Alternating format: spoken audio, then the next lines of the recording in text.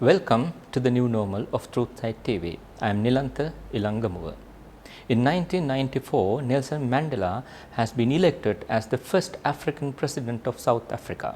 Since then, he served for 5 years till 1999. And then South Africa was delivering one of the most interesting legacy on social reformations and social transformations. And what are the lessons to be learned from South African struggle for today's social affairs? We are going to ask and we are going to discuss about these very questions today. My guest today is Her Excellency Robina Marks, High Commissioner of South Africa to Sri Lanka. She is also representing South Africa to Nepal and Bangladesh as well as Maldives.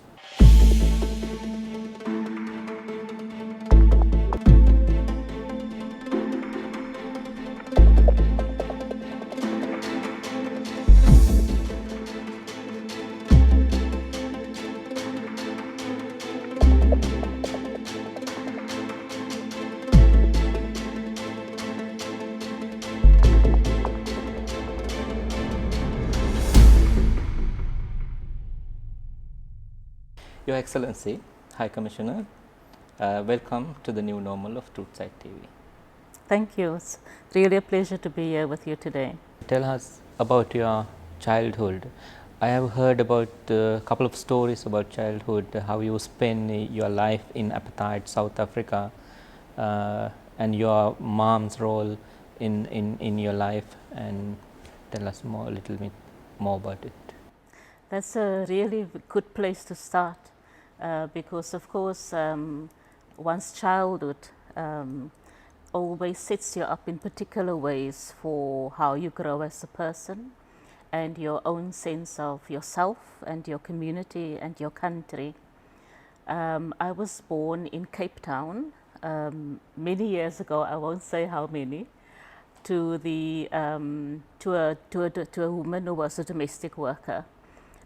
We were classified within the broad category of black in South Africa, and being born black in South Africa meant that our opportunities were extremely limited, whether it was access to education, to healthcare, things that you take for granted in Sri Lanka, who you can marry, where you are buried, you know, what places you can go to, and that's of course because of the system of institutionalized racism through the system of apartheid. And so I spent my life very much in poverty, grew up in shacks all across Cape Town. And that is of course what catapulted my involvement in community organizations, in non-governmental organizations, in trade unions. I spent my childhood, you know, just organizing communities to make sure that we develop a strong, united voice against apartheid. And so it is a personal history of activism, as a personal history of course, also very briefly going into exile in Zimbabwe at the time. As a personal history that includes imprisonment. I was held under what was then called the Internal Security Act, Section 29, in solitary confinement. And all of those experiences shaped my commitment and increased my resolve to make sure that the sacrifices of the millions of people who made our freedom and our democracy possible, that I live those and that I honor those sacrifices. So it's a road that led me to eventually enter into the Foreign Service. Before we go into that, I would like to know about your time in prison, and you have spent solitary confinement for 2 years. It's not an easy experience. How do you cope up with the situation? It was not difficult at all, but there's a way in which we were all prepared that at some point we would be spending time in prison. I spent a very long time, for example, in safe houses running from the police, from the security police. And so that was a period of preparation because we knew that the inevitable would happen for many of us. And of course, I was not the only person. There were thousands of young people who were taken into custody by the police. But It, was it solitary confinement or it was merely? solitary confinement, yes, Okay. which meant that I spent my time alone in a cell. Right. And I remember that I was allowed 30 minutes of exercise in an empty courtyard once a week. I remember that I wasn't even allowed to go to have a bath without a female warden sitting in the room watching me. And so, and of course, there were several interrogations that involved torture as well. And so that was a very difficult period for me, but it made me stronger as well. And what's important for me about the experience is that when I look back now, I think, you know, it could either have made me bitter or it could have made me better. And it made me better because it helped me to sharpen my resolve, my commitment, to clarify my values. Because if you make that kind of sacrifice, you really have to be clear that this is what you believe in.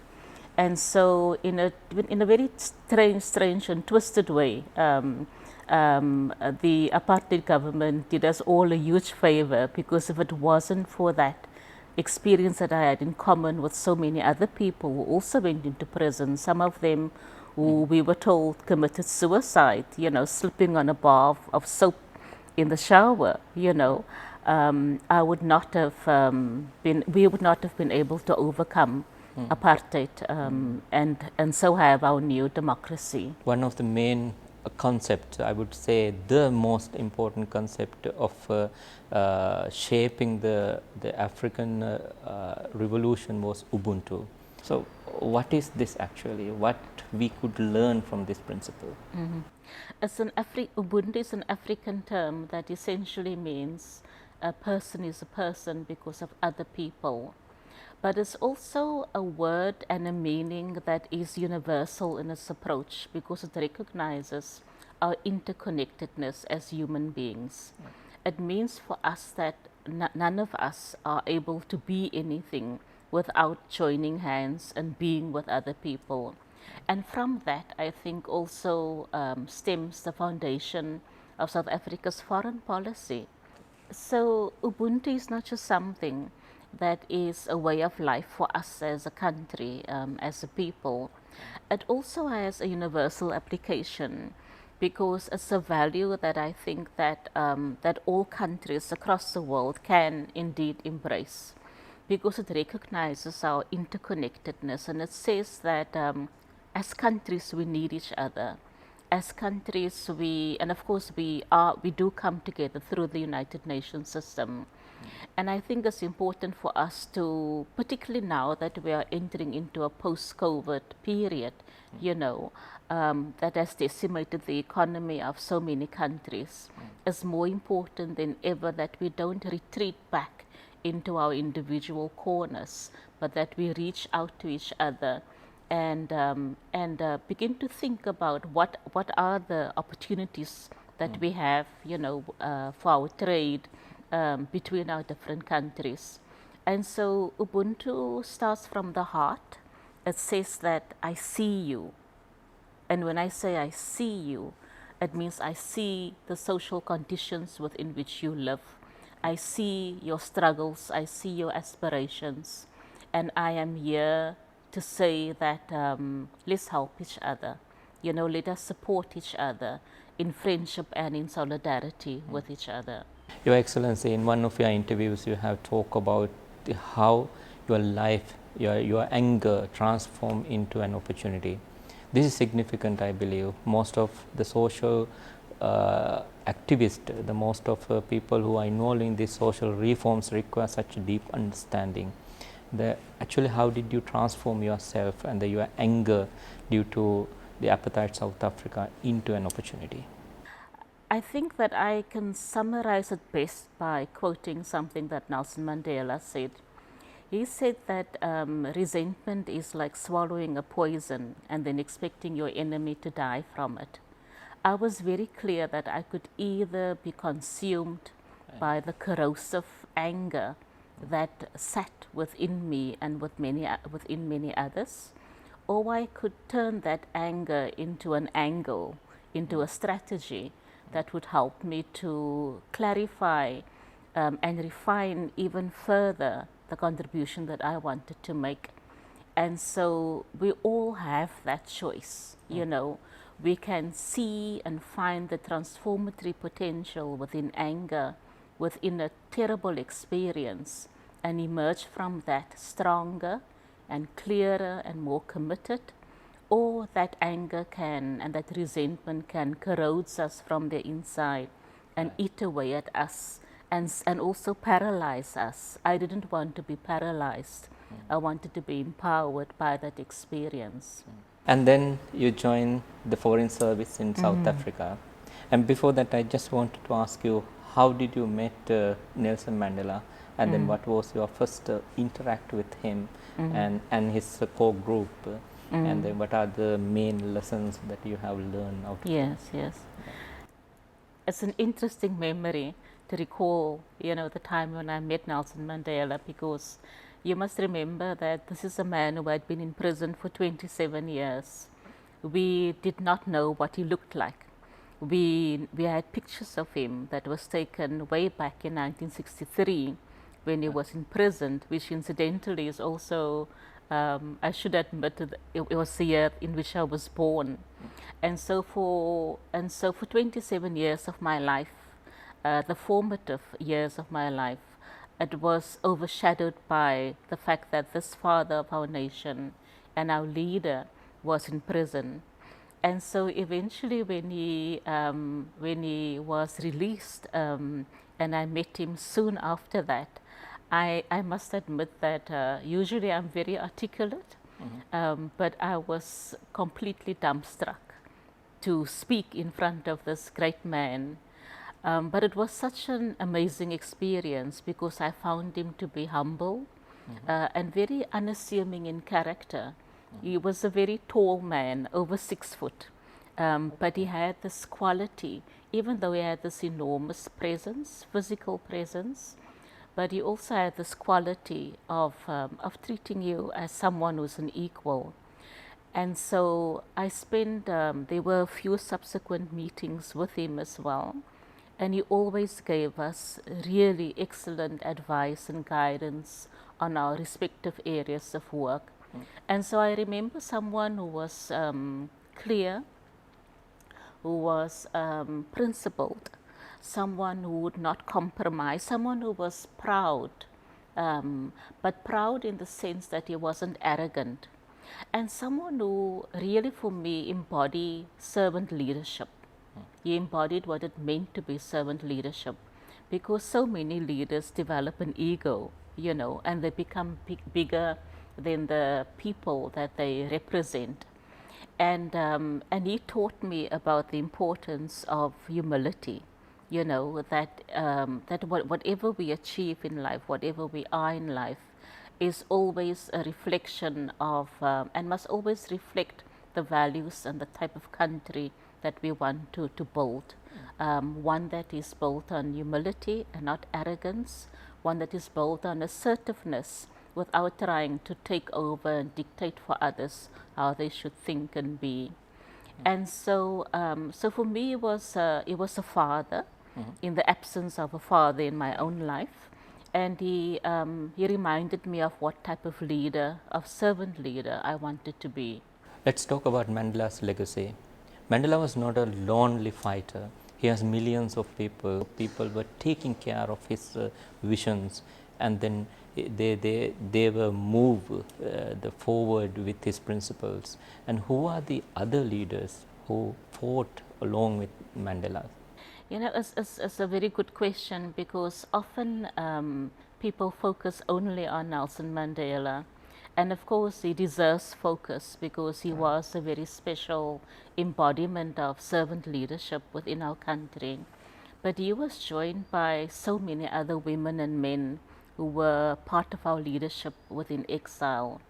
There were women, for example, like Ruth First, who was active in exile, a white woman who was active in exile in Mozambique. And she received a parcel bomb that was sent by the security police, which exploded and which killed her. But she was part of our leadership.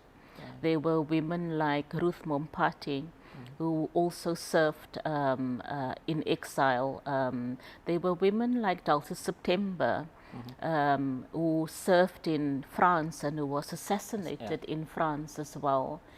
And so, and of course, there were men like Owar Tambo, and Oliver Reginald Tambo is also what our largest airport is named for today.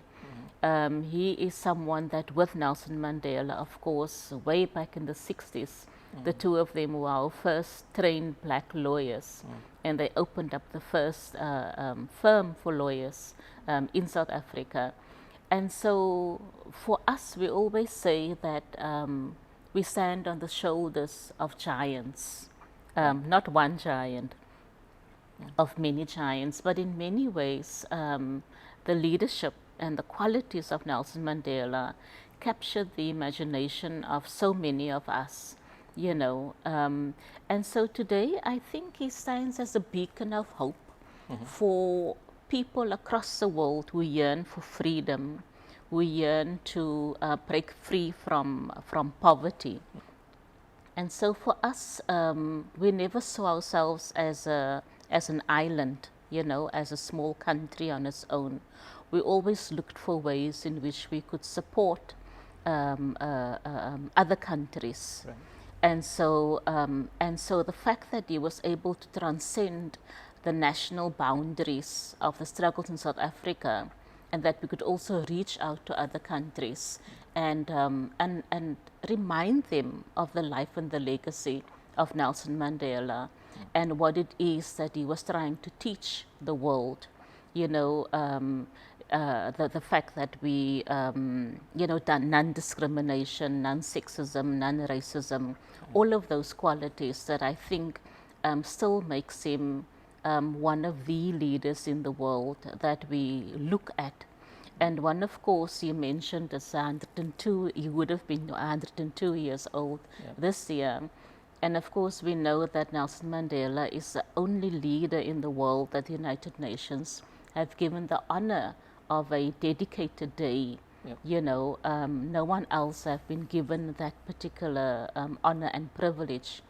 And so with Mandela Day coming up on the 18th of July, we are particularly proud that the Secretary General of the United Nations, Antonio Guterres, have chosen to give a very special address on the life and legacy of Nelson Mandela to all the member states of the United Nations, to remind the world again that this is someone whose legacy we must emulate, that this is someone who is a prime example of what it means to be a servant leader, and this is someone whose qualities is also accessible for everyone. I think that one of the enduring lessons of Nelson Mandela is that he reminds us that all of us can be heroes for our community, within our families, and for our country as well. You know, that there is no such thing as, he taught, in fact, he was very much against the notion of exceptionalism, you know. And when people try to say to him, you know, when people try to liken him to being a saint, you know, he was very scornful of being put on a pedestal, and he said that a saint is just a sinner who keeps on trying. And so he reminds us that whatever flaws we have, because we are all imperfect human beings, we always need to look at ways in which we can transcend those flaws and become a hero whether it is for school children, when they see other children being bullied and speaking up for them, whether we live in a community who's affected by landslides, during terrible weather, for example, and saying that this is something that should not happen. We should care for the environment. Whether it's someone who's in prison somewhere, to whom Nelson Mandela is a source of hope and inspiration. Every single one of us can be a hero and can make a difference. And that is what is important for all of us to remember. But now many critics say that Mandela's legacy has been betrayed, and especially the leaders who were elected after President Mandela's were not up to his principles. And they said even the Mandela's foundations issued a statement saying that his principles has been systematically looting. Do you have any response to make? Absolutely, yes. Thank you for asking that question. We come from a long history of struggling against apartheid, and also developing our thoughts and our ideas of what our country would be like once we were liberated. Right. That's the first point. The second point is that South Africans are extremely hard on themselves. We are very good at beating ourselves up, and there's something that I quite like about the fact that even the Nelson Mandela Foundation, that we live in a democracy where even the Nelson Mandela Foundations and any other civil society actor is able to speak up and say we are not happy with the direction in which some people are taking the country. Right. We live in a very noisy democracy. It's a noisy democracy because we encourage people to criticize. Right. It's a vibrant democracy. It's a democracy that does not seek to silence dissenting voices. And so I would prefer to live in a country, where that is a noisy democracy, where people can criticize. Of course, no society is perfect. Corruption is not peculiar Right. to a black government or to a white government. It's not peculiar to a government in the West, in Europe, or in Africa. But there's a particular way, I think, in which when it does happen in a country like South Africa, where there were such high expectations, where there is a sense of disappointment, because for some reason we expected our society to be perfect. Antonio Gramsci, who's an Italian intellectual, said that part of the struggle that we have is that we are trying to give birth to the new in the womb of the old. Right. And so a lot of the violence of apartheid, a lot of the greed of apartheid, a lot of the prejudice of apartheid, still lives within many of us. I'm not saying that apartheid is to blame for people acting in ways that are corrupt, Right. but I am saying that the seeds for that was laid way back when we had so little. And I think it's also important to remember that that we have a system of compromise within our country. Our ideas for South Africa was quite socialist in nature, very much like Sri Lanka. We had a vision of an egalitarian society, but at the same time, we had to be pragmatic about the choices that we made. So we are a market economy, but we are also a skewed market economy that still reflects the vestiges of apartheid. Because in our country today, you must remember that we did not nationalize anything within the country. And so capital is still sits in the hands of mostly white people. Right. You know, 90% of the Johannesburg Stock Exchange, for example, you know, is run by companies that are white owned, Yep. you know, by white men. You know, at the end of apartheid, you know, we black people were living on 13% of the land. You know, the rest were all owned by white people. And we didn't take away the land. We didn't take people's money away from them. And so what you have now is that many white people have inherited privilege. You know, you might find a few people black people who are rich, Right. but you have a lot of white people who have wealth. And there's a huge difference between being wealthy and being rich. Yeah. Because wealth sits in what you own, you know, in shares that you inherited from your parents, in land, in property, etc., etc. And so this is part of what it is that we have to do away with, you know. We have to create a more equal society.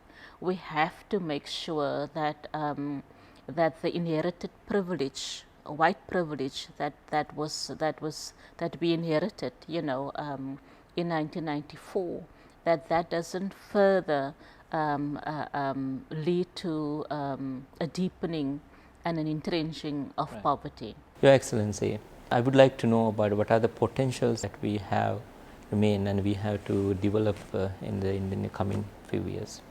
I think that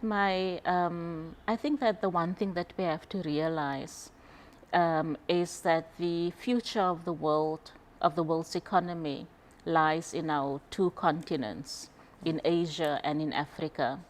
We both have huge populations who's hungry for new goods and services. Our solidarity with Sri Lanka in particular goes back to the Bandung Conference in the 1960s, where we said that we wanted to forge unity between our two countries. And I also think that it is something that is very much encapsulated in the fact that we both come from a colonized background, you know, where colonization have caused deep colonial trauma to us, but has also turned us into countries that are developing, you know. Right. And we have to ask, why are we still, you know, why we still have that status. Yeah. I think it's extremely important that we see the potential within Africa, and that we recognize, and of course at the same time we recognize that that at the moment South Africa is Sri Lanka's largest trading partner within the continent. And in the time that I have been here, we have increased our trade significantly. In the last 4 years, we've increased by 1.4 billion US dollars, predominantly through the import from South Africa of coal, you know, but as well as apparel, as well as tea, of course. And so our trade footprint has grown. It is positively in South Africa's favor at the moment, which is not sustainable, because I think that we need to go for more equal trade balance between the two countries. And so we encourage more Sri Lankan business people to look for opportunities. But having said that, we are quite concerned about the post-COVID economic recovery period. We have to make sure that our trade supply lines are kept open. And more importantly, we need to look for new opportunities for trade. And so, for example, I would think that something like health diplomacy is something that we have to sharpen. You know, the Ayurvedic treatments that you have in South Africa, in Sri Lanka, is something that we might want to see what is the potential within that to build up the immune system of our country. I must confess that I now also regularly take turmeric, you know, and I was quite worried recently when turmeric was running out because I thought, how will I, how will I protect my system? And so I think that we need to look at new opportunities for us. South Africa is open for business, so is Sri Lanka. Now is not the time to retreat into our corners. We cannot, and we have to live the principle of Ubuntu, that a country is a country because of other countries. We have to come Great. together in friendship and solidarity. Your Excellency Robina Marks, the High Commissioner of South Africa to Sri Lanka, it is an honor to have you on our show, The New Normal of Truthside TV. Thank you so much, and we wish you all the best for your next appointment. Thank you. Thank you so much. Thank you.